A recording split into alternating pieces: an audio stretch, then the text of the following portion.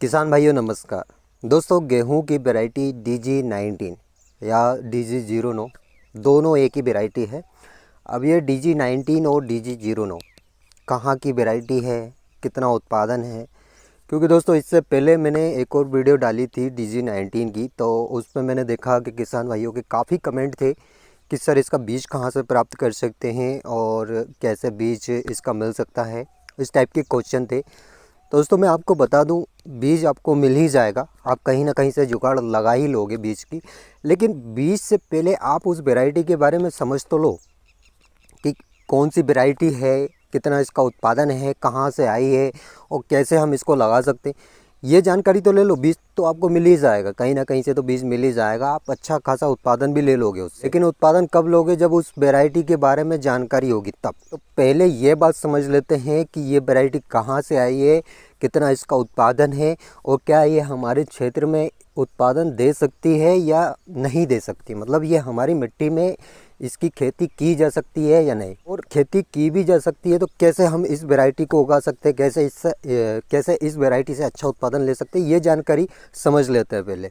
इसके बाद बीज की जानकारी मैं आपको दे ही दूंगा कि बीज आपको कहाँ से मिल सकता है, कैसे आप इसका बीज प्राप्त कर सकते हैं, लेकिन इससे पहले ये समझ लेते हैं। तो सबसे पहले तो ये बात कर लेते हैं दोस्तों, ये वैरायटी आई कहाँ से। दोस्तों ये वैरायटी जो है इज़राइल की वैरायटी है, और इज़राइल में इसका काफ़ी अच्छा उत्पादन बताया गया है। मतलब इज़राइल के उत्पादन की अगर बात करें तो इज़राइल में इसका प्रति एकड़ उत्पादन बताया गया है 40 से 45 कुंटल प्रति एकड़। अब ये हमारे क्षेत्र में कितना उत्पादन दे सकती है? लगभग 35 से 40 के बीच इसका उत्पादन लिया गया है। इज़राइल से जब ये वैरायटी पंजाब में लगाई गई थी तो पंजाब में एक हमारे किसान भाई है विक्की सिंह, जिन्होंने प्योर ऑर्गेनिक तरीके से इस वैरायटी से 35 और 40 के बीच में उत्पादन लिया है। तो इस वैरायटी के बारे में और चर्चा करें तो ये वैरायटी नॉर्मल वैरायटी की तरह नहीं लगाई जा सकती। मतलब हम क्या करते हैं, गेहूं में नॉर्मल सीडड्रिल से वही 8-9 इंच के बीच डिस्टेंस रखते हैं कतार से कतार का, और नॉर्मल सीडड्रिल से हम बुवाई करते हैं। हमारे यहाँ पे क्या होता है, जैसे गेहूं की बीज दर ज़्यादा रखी जाती है। मतलब दोस्तों नॉर्मल जो बीज दर रख रहे हैं, मतलब जो सीडड्रिल से हम बुवाई कर रहे हैं 9 इंच के डिस्टेंस में जो बुवाई कर रहे हैं, कुछ किसान भाई उससे भी संतुष्ट नहीं होते। मतलब दोस्तों डबल बुवाई तक हमारे किसान भाई करते हैं। चौकड़ी जिसको हमारी लोकल लैंग्वेज में बोलते हैं, चौकड़ी हमारे यहाँ पे बोला जाता है। का मतलब ये रहता है, जैसे 9 इंच के डिस्टेंस में एक कतार सीधी लगा दी और एक उसके प्लस टाइप की, अगर आप समझो नॉर्मल, अगर सरल भाषा में समझो तो प्लस टाइप से, जैसे प्लस का निशान होता है ना, उसी टाइप से चौकड़ी की बुवाई की जाती है। उस टाइप से भी हमारे काफ़ी किसान भाई बुवाई करते हैं। लेकिन आप यदि समझ रहे हो कि इस वैरायटी की भी हम उसी तरह बुवाई करके एक अच्छा खासा उत्पादन ले लें, तो ये संभव नहीं है। आपको ये वैरायटी बहुत अलग तरीके से लगाना पड़ेगा। अगर इसकी बीज दर की बात करें तो इसकी प्रति एकड़ बीज दर 3 kg प्रति एकड़ इसकी बीज दर रखी जाती है। अब आपके माइंड में ये भी चल रहा होगा कि सर इतनी कम बीज दर, उत्पादन इतना ज़्यादा, इतना संभव नहीं है ना, ये चल रहा होगा माइंड में। तो वो भी मैं आपको क्लियर कर दूं। तो इसकी 3 kg बीज दर रखी जाती है, लेकिन इसकी बुवाई के लिए आपको प्लांटर यूज़ करना पड़ेगा। अब भाई हमारे हर एक किसान भाई के पास प्लांटर नहीं है, ये भी समस्या है। तो यदि प्लांटर नहीं भी है तो आप मजदूर से बेड पद्धति से आप इसकी बुवाई करवा सकते हो।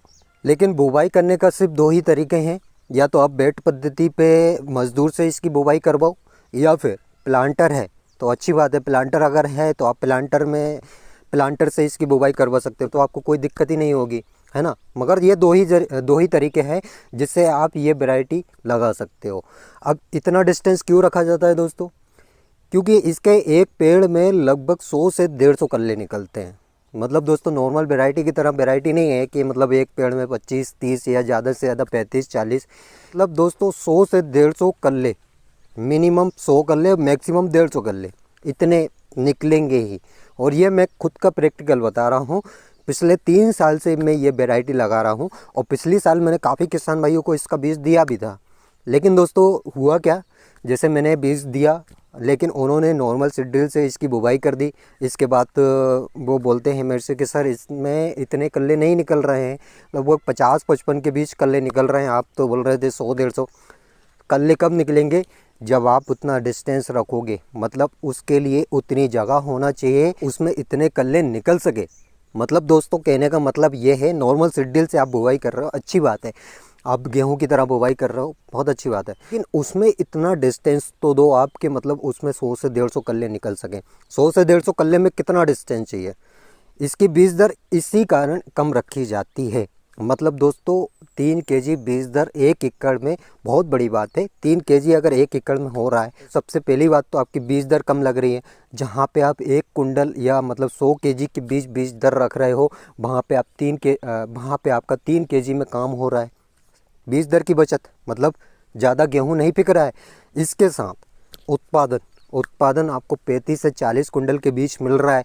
और वहीं पे आप अगर नॉर्मल वैरायटी, अगर कोई सी भी वैरायटी लगाते हो तो ज़्यादा से ज़्यादा 30-35 इसके बीच ही उत्पादन मिलता है। अब इसके बुवाई समय की यदि बात करें तो दोस्तों अक्टूबर में इसकी बुवाई हो जाना चाहिए। किसी भी हाल में अक्टूबर में इसकी बुवाई हो जाना चाहिए।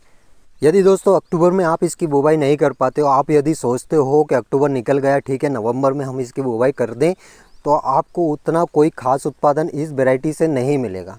अब उसका कारण है, जितनी लेट बुवाई करते हैं, मतलब दोस्तों जैसे कि इसकी अवधि थोड़ी ज़्यादा है, मतलब ये बोल सकते हैं कि ये थोड़ी लेट वैरायटी है।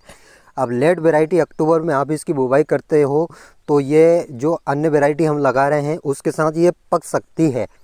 यदि 15 अक्टूबर के बाद भी अगर आप बुवाई कर देते हो इसकी तो चलेगा। अगर हम अक्टूबर में इसकी बुवाई कर देते हैं तो जो बाकी वैरायटी हम लगा रहे हैं उसके साथ ये पक जाती है। और यदि हम इसकी बुवाई नवंबर में करते हैं तो नवंबर में यदि हम इसकी बुवाई करते हैं तो जो बाकी वैरायटी है वो पककर तैयार हो जाएगी। अब जो पक्षी है और जो बाकी टेम्परेचर वाली बात है, तो उस वजह से पक्षी, पहली बात तो अगर आपकी फसल खड़ी है तो पक्षी आपकी फसल बचने नहीं देंगे। किसी भी वैरायटी हो, और आपकी वैरायटी लेट होती है, मतलब लंबे समय तक खड़ी रहती है, और आपके आजू बाजू आस पड़ोस की भी खेत में अगर गेहूं की फसल नहीं है तो वो पक्षियों का अटैक आपकी फसल में होगा, तो वहाँ पे आपको नुकसान कर देंगे पक्षी। इसके बाद उसको सही से जो उसको टेम्परेचर चाहिए होता है वो टेम्परेचर नहीं मिलेगा, तो उत्पादन वहाँ पे थोड़ा इस वैरायटी का कम हो जाता है अगर आप लेट बुवाई करते हो तो। सिंचाई की यदि बात करें तो आपके पास यदि 5 से 6 सिंचाई अवेलेबल है, मतलब आप इस वैरायटी में 5-6 पानी निकाल देते हो, तभी इस वैरायटी को लगाएं। मतलब दोस्तों जो उत्पादन मैं बता रहा हूँ 35 से 40 या 45 कुंटल, वो आपको तभी मिलेगा जब आप इसमें 5-6 पानी निकाल दोगे, तभी आपको इस वैरायटी से अच्छा खासा उत्पादन मिल सकता है। यदि आप सोचते हो 1-2 पानी है तो आप इस वैरायटी को बिल्कुल ना लगाएं। अगर बीज की बात करें तो दोस्तों इज़राइल से भी इसकी ऑनलाइन बुकिंग की जाती है। मतलब इज़राइल से आप डायरेक्ट इसका बीज मंगवा सकते हो पार्सल या कोरियर द्वारा। इसके अलावा आपके आस पड़ोस जहाँ भी आप रहते हो, आस पड़ोस में किसी किसान भाई ने इस वैरायटी को लगाया हो तो वहाँ से आप परचेस कर सकते हो, लेकिन लें ओरिजिनल सीड, जो विश्वास पात्र हो, जो अच्छा बीज रखता हो, सही सीड दे सके, उसी से आप बीज लें, अदरवाइज़ बीज ना लें। तो आई होप दोस्तों इस वैरायटी को लेकर आपके सारे डाउट क्लियर हो गए होंगे, और जो भी डाउट हो आप मेरे को कमेंट बॉक्स में बिल्कुल पूछ सकते हो। तो आई होप दोस्तों आपको ये वीडियो पसंद आई होगी। वीडियो अगर अच्छी लगी हो तो एक लाइक, और अगर चैनल पे पहली बार आए हो और अभी तक चैनल सब्सक्राइब नहीं किया है, चैनल को सब्सक्राइब करना बिल्कुल ना भूलें। धन्यवाद दोस्तों।